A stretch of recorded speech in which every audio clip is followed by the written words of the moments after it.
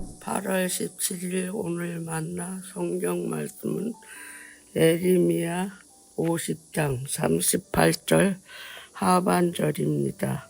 바빌로니아는 온갖 우상을 섬기는 나라이니 그 땅에 사는 사람들이 그 끔찍스러운 우상들 때문에 미쳐버릴 것이다. 아멘.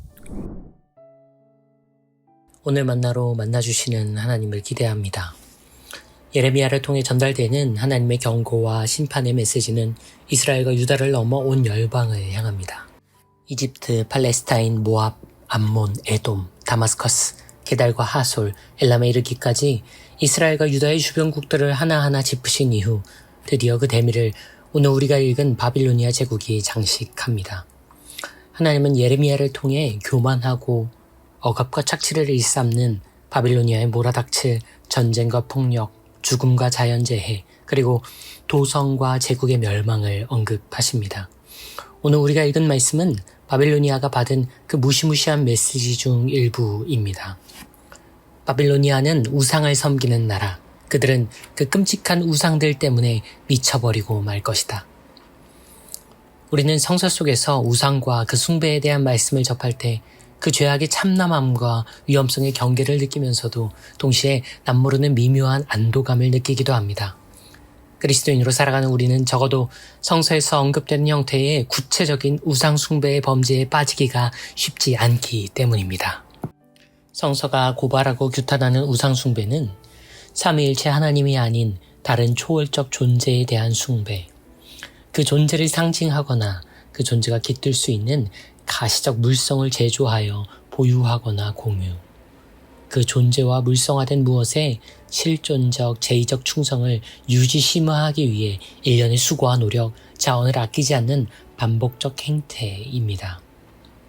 지금 오늘 만나를 듣고 계신 여러분 중 하나님이 아닌 다른 신을 예배하거나 집안의 가장 좋은 곳에 나무나 돌, 금속으로 마련된 우상을 비치하고 이를 향해 절하거나 예물을 바치시는 분은 한 분도 안 계실 거라고 저는 생각합니다. 혹 그런 분이 계시다면 빨리 담당 교구나 부서의 목사님, 전도사님께 연락하여 심도 깊은 대화를 나누시길 강권하겠습니다. 이렇게 말씀드리면서도 저는 확신합니다. 그런 연락을 받을 목사님이나 전도사님이 저희 교회에는 거의 없을 것이라는 점을 말입니다.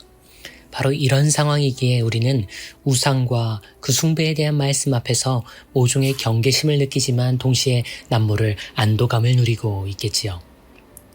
올해 초 청년마을 수련회 저녁 집회 중 사사기를 통한 말씀을 경청하는 시간이 있었습니다. 강서로 모신 목사님께서 청년들에게 우상 숭배를 아주 선명하면서도 매우 확실하게 재정의해 주셨습니다. 우상 숭배란 한마디로 돈에 미쳐 있는 것입니다. 앞서 언급드린 것처럼 우상 숭배는 오늘날 교회와 그리스도인들에게 문자적인 의미로는 크게 와닿지 않을 수 있는 범죄이기에 다양한 재정의를 통해서 해석되고 있습니다. 일반적으로 가장 널리 통용되는 것은 우리가 하나님보다 더 사랑하는 대상이 바로 우상이라는 정의이지요. 저 역시 신학을 공부하고 목회를 하는 사역자로서 우상과 그 숭배에 대한 나름의 정의가 있습니다. 하지만 그날 저녁 집회의 그 짧고도 간명한 제 정의는 우상 숭배에 대해 다양한 해석과 여러 정의를 알거나 갖고 있는 사람들에게도 적잖은 충격을 주었습니다. 돈에 미쳐있는 것이 곧 우상 숭배라는 제 정의는 성서적 주해나 교리적 설명을 굳이 덧붙이지 않아도 사실 모두가 알면서도 모른 척하고 있던 우리의 현실이었기 때문입니다.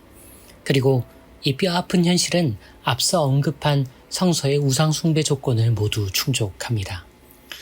돈은 그 자체로 어떤 초월적 심급을 지니고 있습니다. 신학자 월터 브루그만 선생님은 현대인들이 돈의 현실적 힘과 권력은 인지하고 있으면서도 동시에 돈의 영적인 영향력에 대해서는 매우 무지하다고 지적하셨지요. 돈이 초월적이고 영적인 실제임을 아는 것이야말로 하나님과 만몬은 함께 섬길 수 없다고 하신 우리 주님의 말씀을 이해하는 핵심입니다. 그리고 돈은 구체적 물성으로 스스로를 쉽게 치환합니다.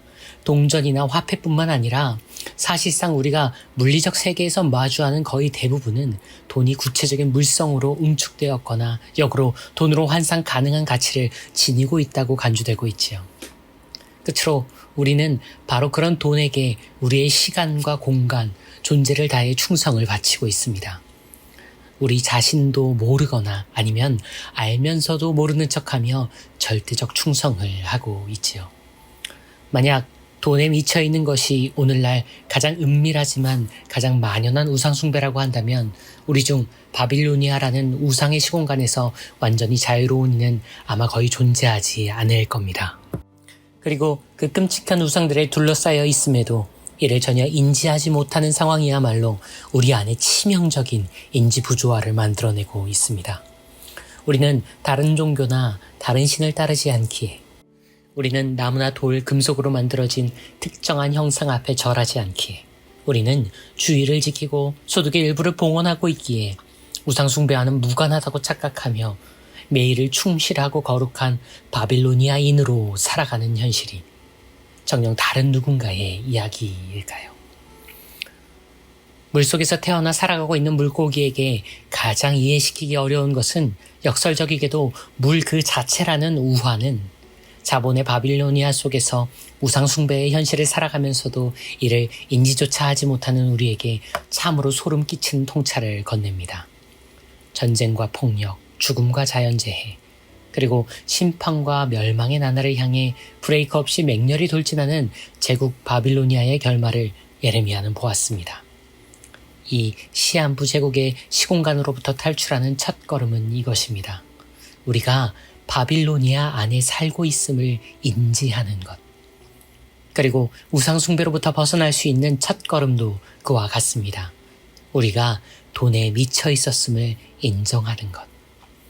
스스로도 알지 못한 채 바빌로니아인으로 살아갈 것인지, 아니면 바빌로니아의 포로였음을 깨닫고 그곳을 탈출할지는 오롯이 이 인지와 인정에 달려 있습니다. 주님, 바빌로니아 그 안에 살아가면서도 우상 숭배와 무관하다 믿고 살아왔습니다. 돈에 치여서, 돈에 넘쳐서, 돈에 미쳐서 살아가면서도 우상 숭배는 아닐 거라 덮고 살아왔습니다. 비록 지금은 바빌로니아에서 살고 있지만 그 땅의 거류민이 아닌 포로된 자 되어 우상을 떠나겠습니다. 당신을 따르겠습니다. 우상을 부수시는 분, 포로를 이끄시는 분, 그리스도 예수님 그 이름으로 기도합니다. 아멘. 이제 두 가지 제목으로 함께 기도합니다. 자본의 바빌로니아에서 살아가고 있는 우리의 현실과 우리의 우상 숭배를 회개하며, 이어서 우상 숭배가 자리할 곳 없는 새로운 현실이 우리 교회와 이 땅의 교회들의 예배를 통해 일어나도록 기도한 이후에 이어서 개인의 기도로 경건을 이어갑니다.